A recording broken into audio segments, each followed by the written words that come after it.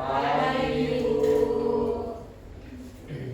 Sebelum mulai pelajaran hari ini, Ibu mau kita kondisikan kelasnya terlebih dahulu ya. Silahkan dilihat di bawah mejanya ada sampah atau tidak. Sudah bersih, Bu. Ayo dilihat dulu. Sudah bersih? Bersih, Bu. Baik, sebelum memulai mata pelajaran hari ini, alangkah baiknya kita berdoa menurut agama dan kepercayaan masing-masing. Berdoa dimulai. Berdoa selesai. Baik, Ibu absen terlebih dahulu ya. Hari ini temannya ada yang tidak masuk. Rizky, Bu. Rizky, kenapa Rizky tidak masuk? Sakit katanya, Bu.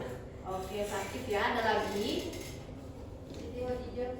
Kenapa? Ada yang tahu nggak kenapa nggak masuk? Ke Bali, enak banget jalan-jalan ke Bali ya. Iya, sama keluarganya.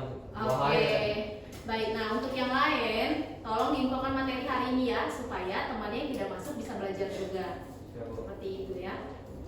Nah, yang lain bagaimana? Semangat kan belajar hari ini? Semangat, Bu. Supaya lebih semangat lagi, Ibu mau kalian semuanya berdiri dulu ya. Nah, kita semangat dulu ya. Ibu yang pimpin, nanti kalian ikuti. Baik, Bu. Baik, Ibu mulai ya. Tepuk semangat. Semangat. Semangat. Seperti itu ya. Sekali lagi. Tepuk semangat.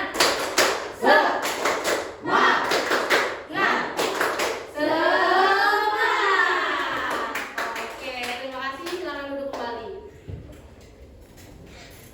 Baik, nah hari ini kita akan membahas materi yang cukup menarik nih tentang ekonomi. Tapi yang pastinya bukan tentang uang ya. Jadi tentang apa itu? Nah, kita akan mencari tahu apa perbedaan dari pertumbuhan dan perkembangan ekonomi. Kedengarannya cukup mirip ya, tapi sebenarnya dari kedua ini cukup berbeda. Maka dari itu kita pelajari hari ini sama-sama. Nah, sebelumnya untuk tujuan pembelajaran kita hari ini supaya kalian mampu menjelaskan dan membedakan pertumbuhan ekonomi dan perkembangan ekonomi. Lalu kalian dapat mengidentifikasikan apa itu indikator dari keduanya. Nah, sebelumnya kita sudah pernah membahas konsep pertumbuhan ekonomi di pertemuan sebelumnya. Nah, sebelumnya di sini siapa yang tahu apa itu pertumbuhan ekonomi?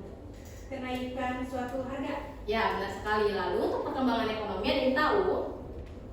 Ayo, perkembangan ekonomi apa? Saya, Bu, perubahan hidup menjadi lebih baik lagi. Oke, benar sekali. Nah, Ibu akan menjelaskan yang pertama, pertumbuhan ekonomi. Pertumbuhan ekonomi itu adalah suatu proses meningkatnya produksi barang dan jasa di suatu negara dalam skala tertentu ya. Nah, pertumbuhan ekonomi ini sendiri mengukur seberapa besarnya peningkatan produksi barang dan jasa di suatu negara yang biasanya dilihat dari nilai angka PDB. Sebelumnya siapa yang tahu apa itu angka PDB? Ayo. Ya, betul sekali. Kalian cukup pintar ya. Nah, itu tadi ya, PDB adalah produk domestik bruto. Nah, dilihat dulu dari sisi angka PDB-nya. Misalnya, kalau angka PDB di Indonesia tahun ini meningkat dibandingkan tahun yang lalu, berarti saat ini kita sedang mengalami pertumbuhan ekonomi. Ya, benar sekali. Tapi pertumbuhan ekonomi ini perlu diingat, hanya dilihat dari sisi angkanya saja, tidak mencakup ke seluruh masyarakat. Di mana artinya hanya segelintir orang saja yang dapat merasakan pertumbuhan ekonomi ini, seperti itu. Nah, untuk perkembangan ekonomi sendiri itu adalah suatu proses perubahan struktural perekonomian yang dimana perkembangan ekonomi ini sangat luas ya. Dia tidak hanya mencakup dari segi angkanya saja, tapi mencakup ke seluruh kesejahteraan masyarakat. Seperti apa? Apakah pendidikannya makin baik? Lalu apakah fasilitas kesehatan di Indonesia ini dapat diakses oleh ke seluruh orang, seperti itu. Nah, bagaimana dengan tingkat kemiskinannya, berkurang atau malah makin tinggi? Suatu negara, kalaupun pertumbuhan ekonominya itu tinggi, tapi belum tentu negaranya berkembang ya, seperti itu. Sampai di sini, ada yang ditanyakan atau tidak? Enggak, Bu. Baik, tidak ada yang ditanyakan ya. Kalau begitu, Ibu akan lanjutkan ke materi berikutnya. Nah, Ibu akan memberikan contoh. Ibu akan memberikan contoh kasusnya.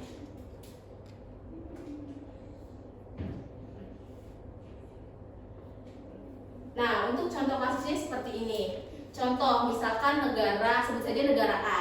Negara ini pertumbuhan ekonominya itu tinggi, tapi banyak masyarakat yang pendidikannya rendah.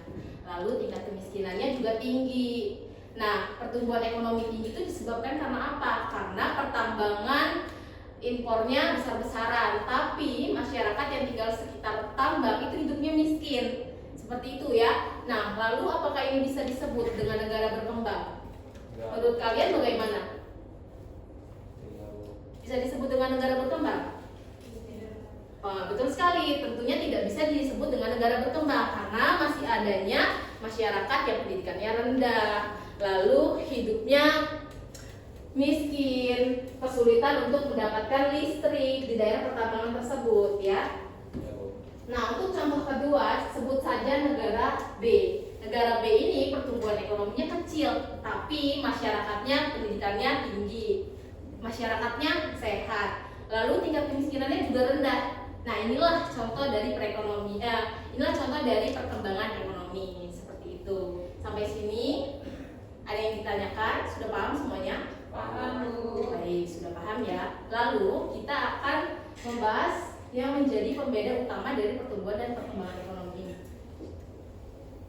Nah, untuk perbedaan utamanya, yang pertama, untuk pertumbuhan ekonomi ini dia hanya melihat dari peningkatan output atau pendapatan nasionalnya saja yang bersifat kuantitatif. Sedangkan untuk yang perkembangan ekonomi itu dia berfokus untuk perbaikan kualitas hidup dalam kesejahteraan masyarakat yang bersifat kualitatif ya. Untuk contohnya sendiri itu tadi pertumbuhan ekonomi, naiknya PDB, lalu untuk perkembangan ekonomi turunnya angka kemiskinan, pendidikannya semakin meningkat seperti itu ya. Sampai di sini sudah paham ya? Paham, Bu. Baik, kalau sudah paham, Ibu mau kita berdiskusi nih.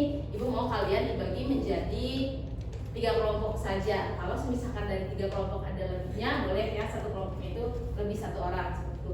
Ibu mau kalian berhitung mulai dari sebelah sini, hitung 1 sampai 3. Jadi seterusnya seperti itu ya. Silakan berhitung. 1, 2, 3, 1, 2, 3, 1. 2. Baik, silakan duduk dengan kelompoknya masing-masing.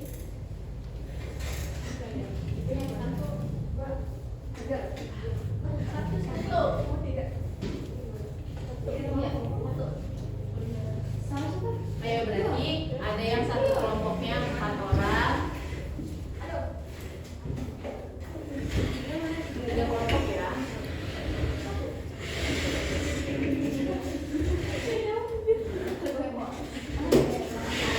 Temannya ada yang tidak masuk ya, jadi yang satunya nggak apa-apa ya, hanya 2 orang.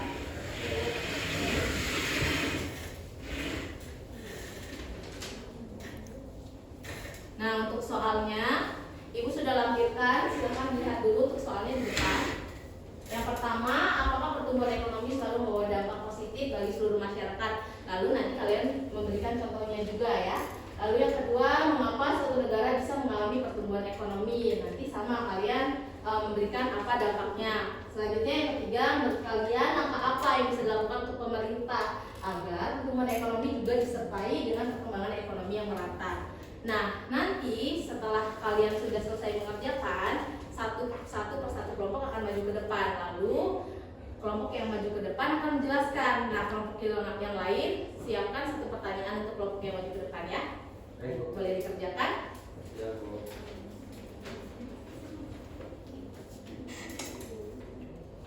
Diskusi bersama ya.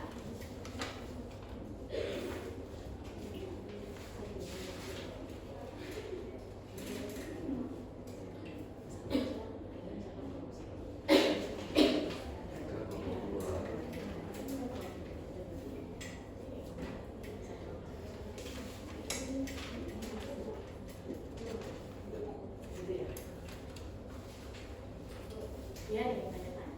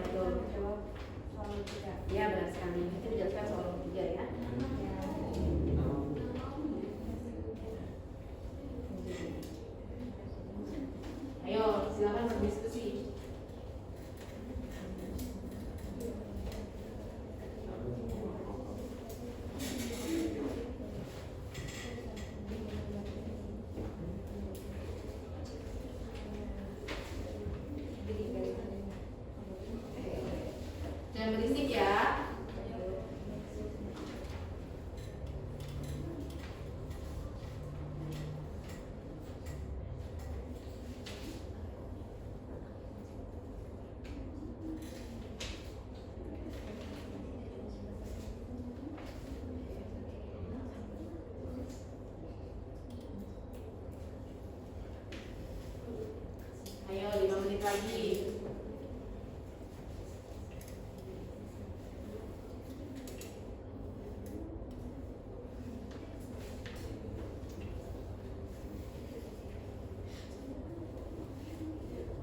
Kelompok ini sudah sampai mana mengerjakannya?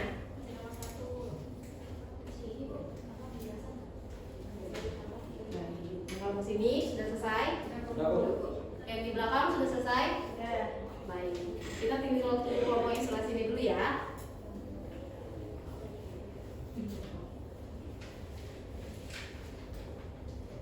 Sudah?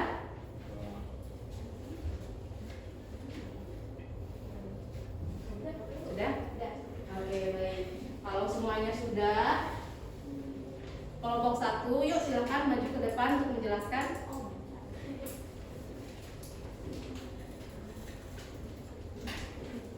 Yang lainnya siapkan ya, satu pertanyaan saja. Ya, Bu. Yang bertanya satu kelompok aja, Bu. Ya benar, satu kelompok saja ya. Baik, assalamualaikum warahmatullahi wabarakatuh. Waalaikumsalam warahmatullahi wabarakatuh. Izinkan kami kelompok 1 untuk untuk menjawab soal diskusi kelompok hari ini. Pertanyaannya, apakah pertumbuhan ekonomi selalu membawa dampak positif bagi seluruh masyarakat? Jelaskan dengan contoh nyata dari Indonesia ke negara lain. Nah, pertanyaannya itu, apakah pertumbuhan ekonomi selalu membawa dampak positif bagi seluruh masyarakat? Jelaskan dengan contoh nyata dari Indonesia ke negara lain. Jawabannya, menurut kelompok kami, yaitu tidak setuju. Pertumbuhan ekonomi hanya menunjukkan kenaikan angka PDB atau produk domestik bruto, tapi tidak menjamin bahwa manfaatnya dirasakan oleh semua masyarakat. Contohnya yaitu Indonesia pernah mengalami pertumbuhan ekonomi yang cukup tinggi, tetapi tingkat ketimpangan sosial masih tinggi. Banyak wilayah pedesaan yang belum merasakan manfaat dari pembangunan, sementara kota-kota besar terus berkembang. Untuk kesimpulannya, pertumbuhan ekonomi bisa saja hanya dinikmati oleh kelompok tertentu, terutama yang berada di sektor formal atau industri besar. Ada yang ingin bertanya? Ayo silakan. Oke, yang bertanya. Kelompok 3 ingin bertanya? Iya, saya mau bertanya. Sebutkan nama ya. Wassalamualaikum warahmatullahi wabarakatuh. Waalaikumsalam warahmatullahi wabarakatuh. Perkenalkan, nama saya Rina dari kelompok 3, izin bertanya.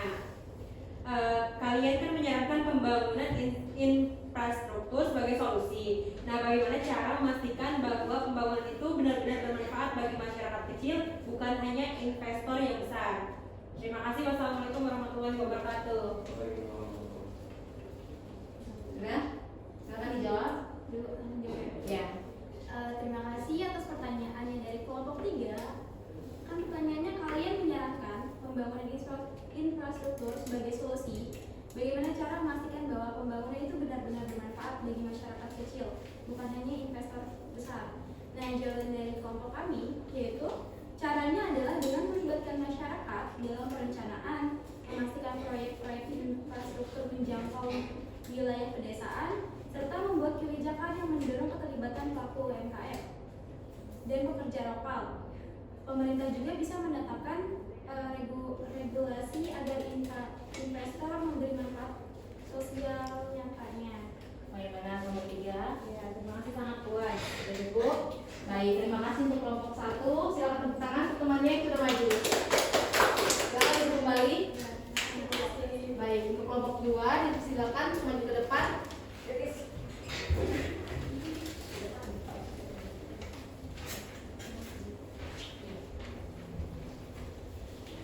Assalamualaikum warahmatullahi wabarakatuh.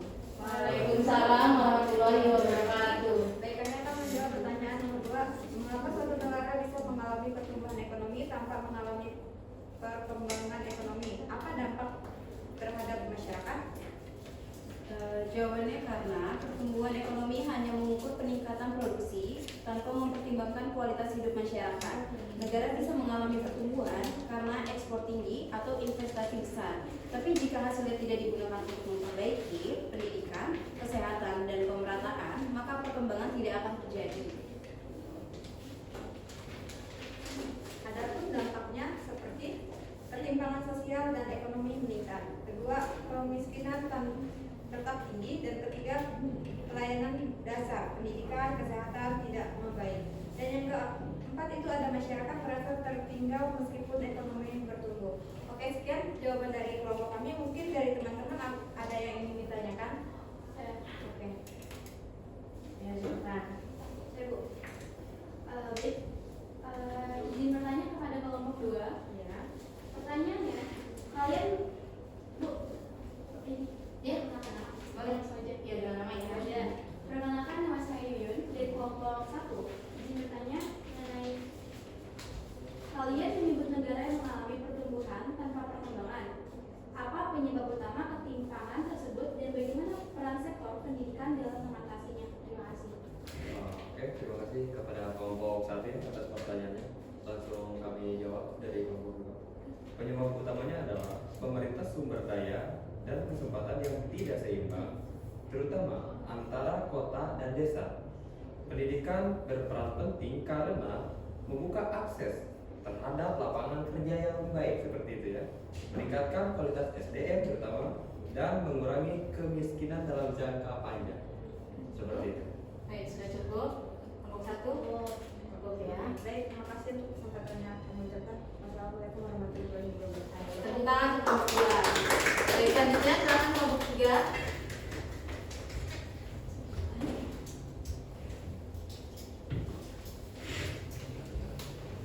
Assalamualaikum warahmatullahi wabarakatuh.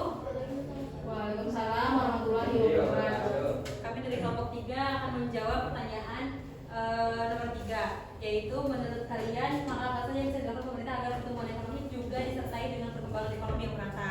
Jawaban kami, yang pertama meningkatkan kualitas pendidikan dan kesehatan di daerah tertinggal. Kemudian kedua, mendorong pembangunan infrastruktur merata di seluruh wilayah. Ketiga, memberikan bantuan dan pelatihan kepada UMKM agar mereka ikut berkembang.